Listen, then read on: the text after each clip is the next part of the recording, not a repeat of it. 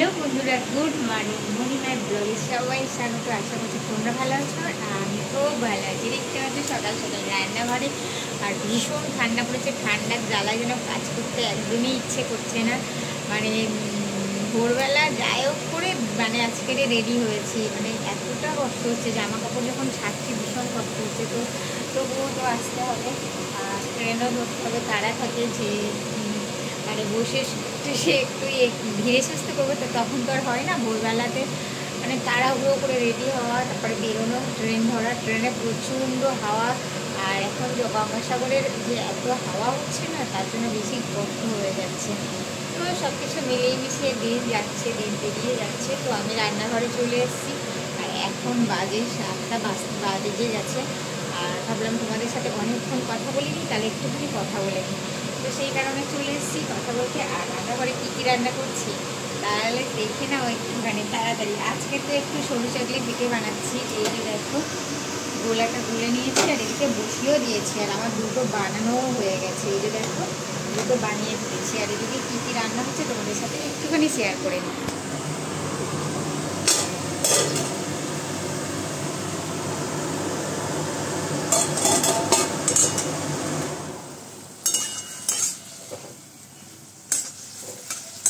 দেখতে পাচ্ছ গোল গোল চাকচাক করে উচ্ছে কেটে নিয়েছি, আর উচ্ছেটা একটু ভাজা করতে দিয়েছি। একটু হালকা করে জল দিয়ে দিয়েছি, কারণ কম তেল দিয়ে ভাজবো, তো ওই জন্য একটু জল দিয়ে দিয়েছি। আর এদিকে সরু চাকলি, এটা দেখতে পাচ্ছ।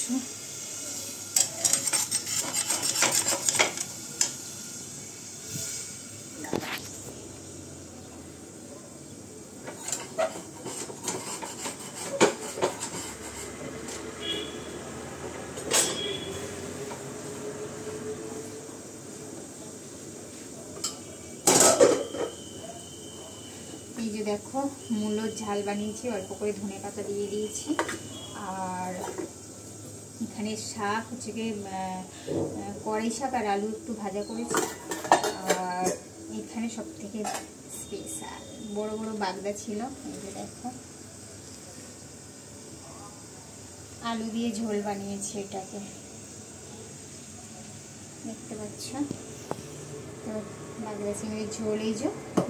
আর এখানটা হচ্ছে যে লাল বিট ভেজেছি, লাল বিট ঝিরিঝিরি করে কেটে ভাজা হয়েছে। কাঁচা কুমড়ো, ছোট ছোট যে কাঁচা কুমড়ো থাকে, ওই কুমড়ো একটু কালো জিরে ফোড়ন আর একটু কারি পাতা দিয়ে যে শুকনো শুকনো তরকারি বানিয়েছি। আর এখানে দেখতে পাচ্ছ 5 ফোড়ন দিয়ে ডাল বানিয়েছি। ডালটা আজকে অল্পই বানিয়েছি, কারণ কম লাগবে, তার জন্য অল্প বানিয়েছি। তো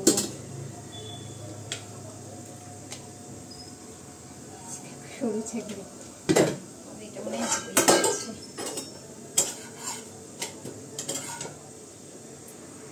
একদম পাতলা তেল দেবো।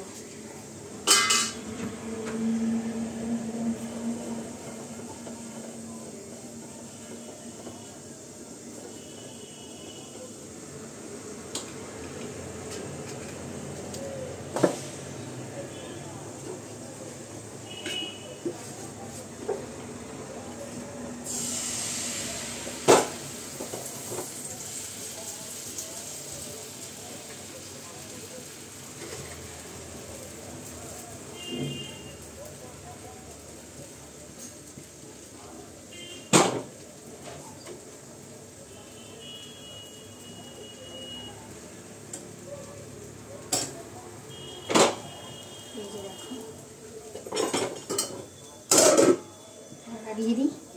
আর আমার রান্না এদিকে কমপ্লিট হয়ে গেছে। আমি এগুলো গুছিয়ে নেব, নিয়ে তারপরে গ্যাসটা মুছবো। আজকে এসে সোয়েটারটা কেন খুলেছি, এই যে চিমনিটা আজকে মেজেছি, তার জন্য করে সোয়েটার খুলেছি। সোয়েটার না খুলতে ইচ্ছে করছিল না, কিন্তু খুলে দিলাম, কারণ সোয়েটার পরে ওইসব মাজা ঘষা করা যায় না, ঠিক আছে, আর ভিজে যায় সামনের দিকটা, ওই জন্য খুলে দিয়েছিলাম। তো চিমনিটা ওই জন্য আজকে দেখো পুরো পরিষ্কার, দেখতে পাচ্ছ, একটু তেল নিয়ে সুন্দর করে মেজেছি। তো চলো টাটা, আমার রান্নাঘরে রান্না হোক, আর তোমাদের সাথে টাটা, বাই।